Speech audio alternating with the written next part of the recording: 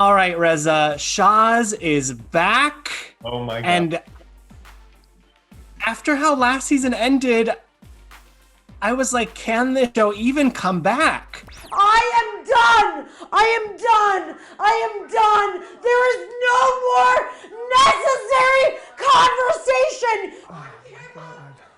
She's being crazy. We had 30 years and you decided to destroy it and you will never get it back! Talk to me about the journey forward and how healing has seemingly happened in the in-between. First of all, I don't know if God was looking down thinking, okay, I need to change the way the world works right now so Reza and MJ can find a way back to one another to make sense out of it, because the pandemic changed everything for me, really.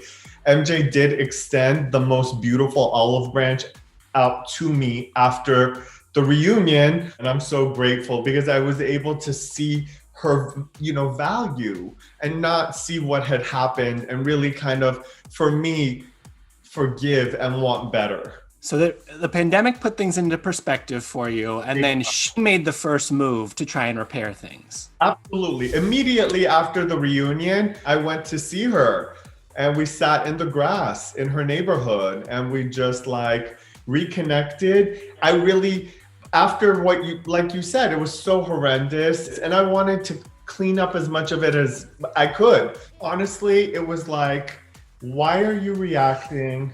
This is a human being that you love so much. I needed to really figure out what was going on for you so much that you weren't able to just drown the noise out and let in the good stuff. And I never blame anything on cameras, but when we are in the mode where there is a camera in our vicinity, let's just say, there's another layer of pressure, right? And it's not anything that you're aware of, it's just something you feel. And I don't want to blame anyone other than myself. The pandemic allowed me the silence to be able to look at my life. And I'm writing a book. It's called Memoirs of a Geisha. Get it? Geisha.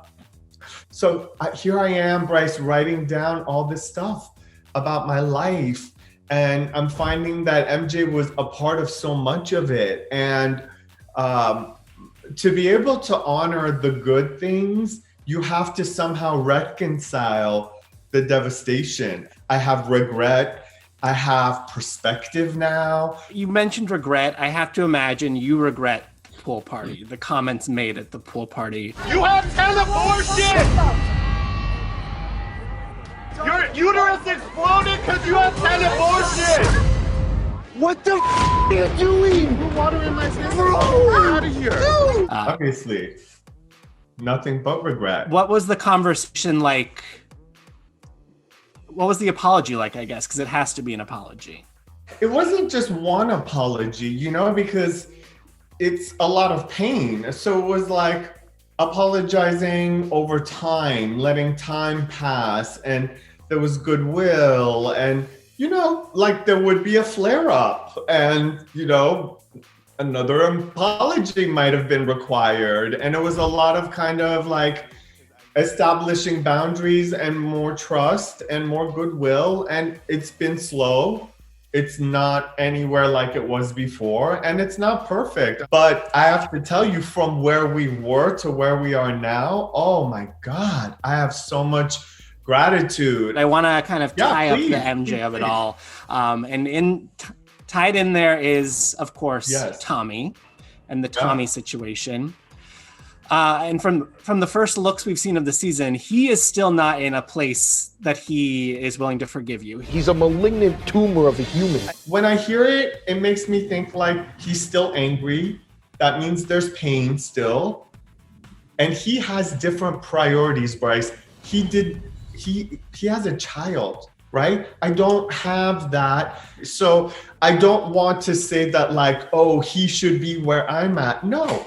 I can't assume to know what is going on in his world. I bless their home, and I hope that the temperature today or tomorrow is cooler than what we saw on the show. I really hope. It seemed a little too warm for my taste, but I'm praying that like time has brought it down since then. Right. I would imagine something like 6-ish months, maybe some improvement has happened since those conversations were had. We see in the trailer you getting emotional. They've all met champs and I haven't.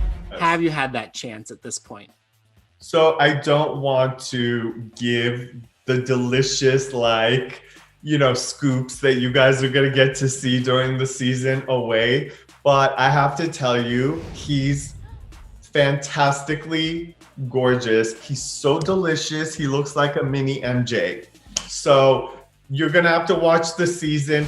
Let's stick up for each other and let's be a group of friends that has each other's backs. Reza's the one right now that needs some lifting up. How are you and Adam doing? Because that was, your relationship was wrapped up. Where are you at right now? If you guys go on my Instagram, clearly there's a pic of us recently at the Ojai Valley Inn. So it's not like I'm giving away anything. One of the things, my argument with MJ and the devastation around all of that, it forced Adam to really step in, especially because of the pandemic, and pull a lot of the weight that MJ used to pull. So he really was loving where our new relationship was and how much communication we were having. And so for him, it created a lot of turmoil. The more MJ and I made progress, it seemed like it almost, the same thing that was happening in her house was happening in my house. My husband just doesn't say those kinds of things. I broke a plant. I want there to break his legs. He's lucky. Adam was the one who was pushing for the restraining order against Tommy. Will we see where that is at this season? You share where things are at with that? You know, like I said, I don't want to give the season away, and you're gonna see a lot of like talk about it, unfortunately, because your boy has bad habits and forgets that his friend of 30 years is not the person you talk to first. Now you go to your husband, right? And yes, the whole thing happens.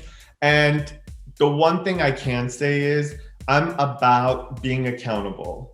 With MJ and Tommy, I'm in that mode of, I don't want to fight, but if we can grow, I'm here for it.